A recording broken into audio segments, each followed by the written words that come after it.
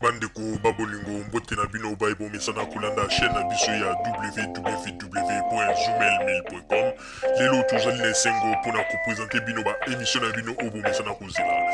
Ngai papa Roger Babo lelo na kopresente bino ba émission oyo bomesana kozela mokolo na mokolo mpona kotalisa na bana ya Congo eloko nini oyo tobombeli bango. Ozali lokosu nazwi responsabilité monene na chaîne ya www.zoomel1000.com mpona kotalisa na bapeple congolais vérité to bosolo oyo nini esengeli na biso bana ya mboka toyeba esika oyo bato bazali kokangela bato misu to bazali koyebisa bato bamakambo oyo ezali ndenge wana te. Ebongi malamu ete biso bato ya Zoomel 1000 totombola mongongo mpe toloba tolakisa bango bosolo mpo ete mboka na biso ekende liboso mpo ete bapeple congolais bayeba eloko nini tokoki kosala mpo ete nyonso tu ezali kaka mpona lokumu ya mboka na biso mpo ete ezali esengo mingi mpona kotambusa bosolo na kati na biso ba diaspora congolaise oyo tozali libanda ya mboka. Na ntango oyo bozala kaka bisika bozali nde bokolanda basango ya www.zoomel1000.com. Bandeko babolingo mbote na bino bayebomesana kolanda radio Zoomel 1000. Bandeko babolingo lelo tozali na esengo mingi mpona kopresente bino ba émission na bino oyo bomesana kozela mokolo na mokolo. Lelo tokolobela bino nini bandeko babolingo, lelo tokolobela bino ndenge nini ba leader to ba opposant congolais oyo bazali libanda ya mboka ndenge nini bazali kozwa biso ba peuple to ba diaspora congolaise lokola bazoba na ndenge ete bazali koyela biso tango nyonso ba masolo ya lokuta mpona koluka komilatisa kazaka ya pembe lokola basantu nzoka nde bango nde bazalaka babomi.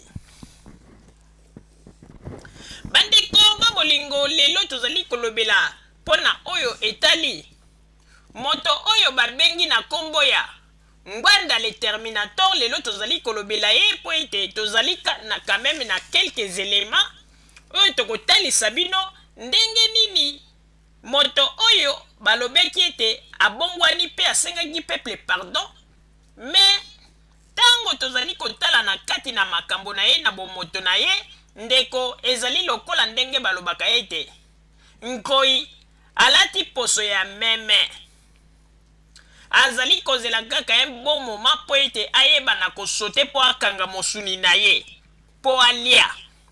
Mosuni yango nani? Mosuni yango biso nde bapeple. Bandeko babolingo bato mingi babetaki tango balobi ete Ngwanda abongwani, Ngwanda asengi pardon, Ngwanda azali na makambo ya malamu, Ngwanda atiki makambo ya mabe. Meto ekomona ete Ngwanda abongwani te, Ngwanda azali kaka kotambola na kati na lokuta, Ngwanda azali kolinga kozwa bato neti bazoba. Bandeko babolingo tokoyebisa bino nano ete boyebaka yango tango makambo oyo ya este ebandaki na mboka na biso, bino moko boyebi ndenge nini baresponsable to bakonzi ya ntango ya deuxième république banegligeaki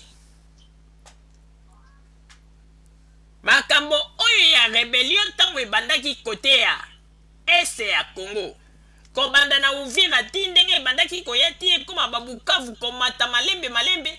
Boyebi ndenge banegligeaki yango. Me lelo oyo bandeko ezali kokamwisa Ngwanda le Terminator alingi abima neti ye nde azalaki mosantu mpona koyebisa bato ete ye nde asalaki nyonso mpo ete situation ezala malamu, kasi bakonzi to bato mosusu nde basalaki ete mpo ete situation wana ezala bloqué.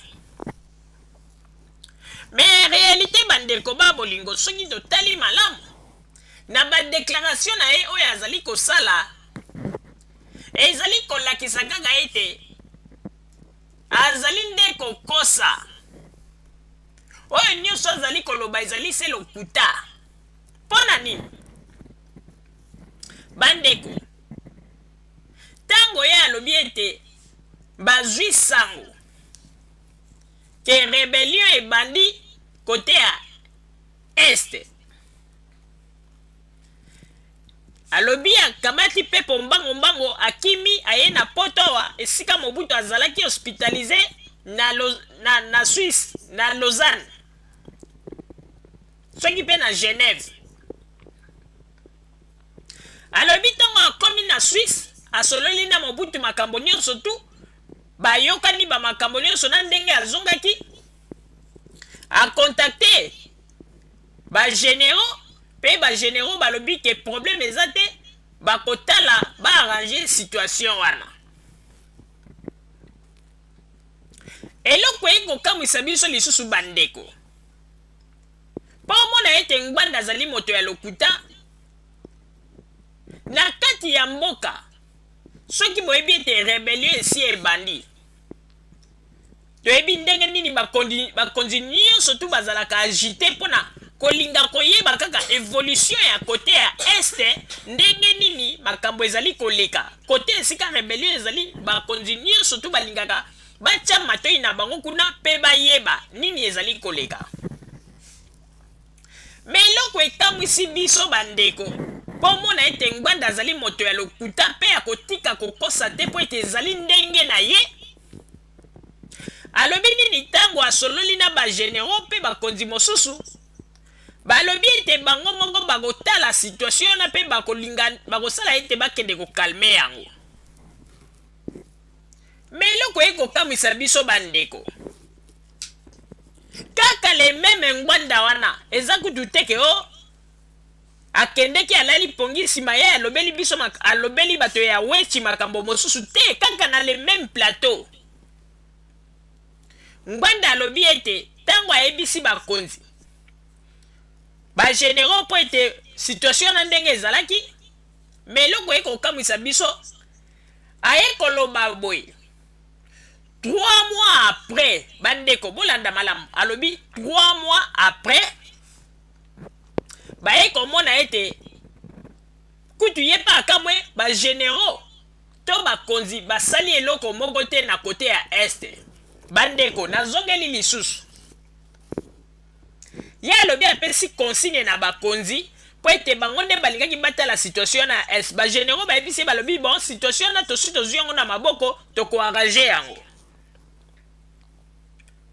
Me eloko ekamisi biso bandeko, kaka le meme Ngbanda wana aye koloba ete 3 mois après baye kosutuka eke bagénéraux basali eloko te kote ya este. Bandeko sikoyo bino bato ya mayele bofungola matoi,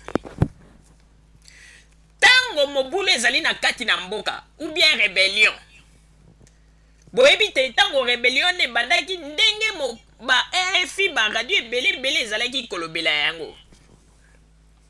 Tango ye Ngbanda alobi ete asololaki na bakonzi bagénéraux mpo ete bakende kokalme situation wana, me bandeko bomituna.